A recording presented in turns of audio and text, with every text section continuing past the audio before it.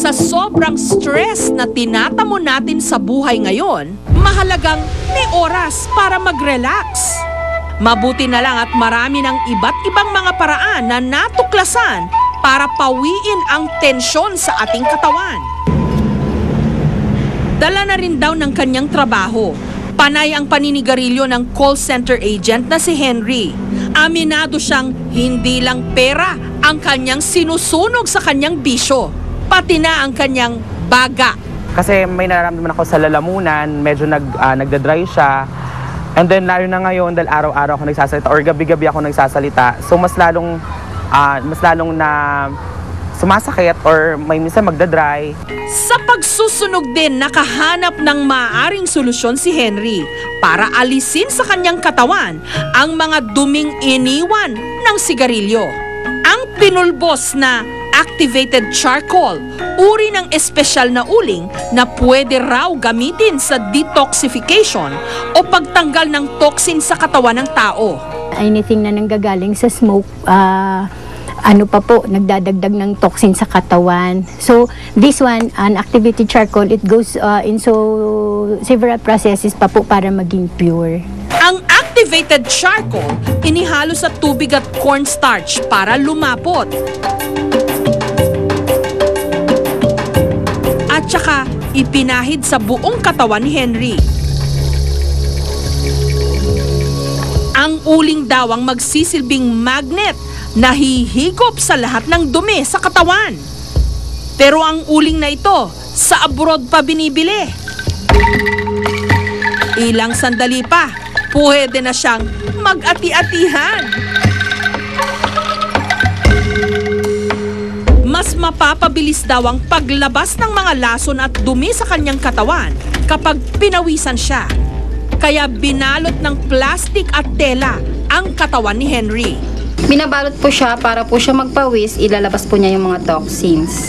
Nade-detoxify yung mga toxins na ipapasok ko sa katawan ko. Ang kaso, sana paglabas, itigil ko na yung pag-yosi. Dapat ganun siguro yun eh. Para hindi sayang effect nung treatment na to. At nung natanggal ang uling sa kanyang katawan, Una kong napansin, pagras ko magpunas ng towel, yung mga ugat-ugat ko sa bandang paahan, nawala talaga siya. ang mainam sa ganitong mga spa, hindi ka lang nare-relax. Nalilinis pa ang iyong katawan. Ang physical therapist na si Ron, bago umalis ng bahay, nangunguha muna ng dahon ng saging para baunin sa kanyang trabaho. Matapos linisin at gupitin ang mga dahon, pinapahiran niya ito ng langis ng nyog at saka paiinitan sa apoy.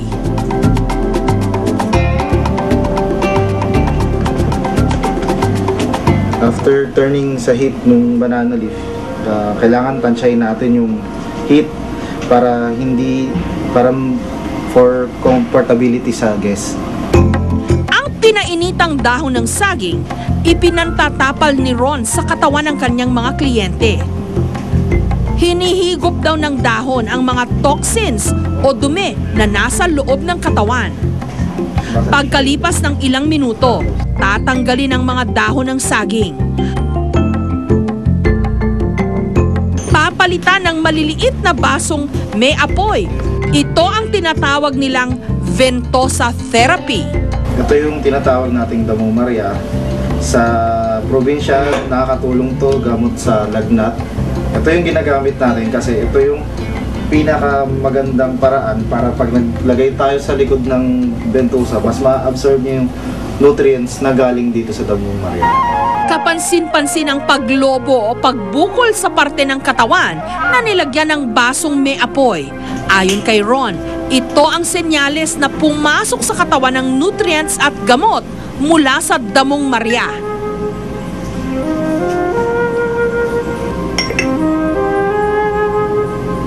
Sa pause ng lamp, nag-open pores. So yung air from Damong Maria, mag-i-insert ngayon sa back.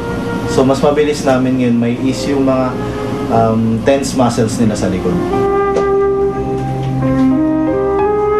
Yung maramdaman nyo lang po yung init po, hindi masyado. Kayang-kaya po. Masarap po. Tsaka ano po, magaan po sa pakiramdam. At para sinusat-chat niyo yung lamig.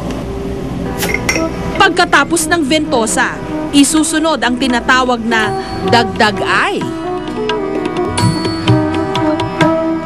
Tradisyonal itong paraan ng reflexology para sa mga tiga-mountain province. Mamasahiin ang mga masasakit na parte ng katawan gamit ang mga patpat na kawayan. Nasa tabi-tabi lang pala yung makikita nating ingredients na para mai-ease yung ating stress.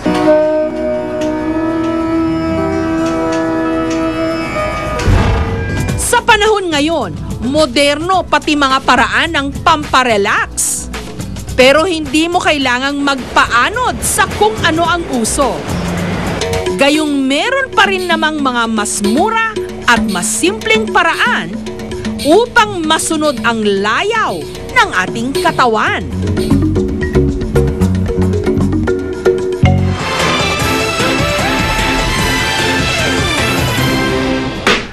Susunod, bata pa lang sila, negosyo na ang nasa utak.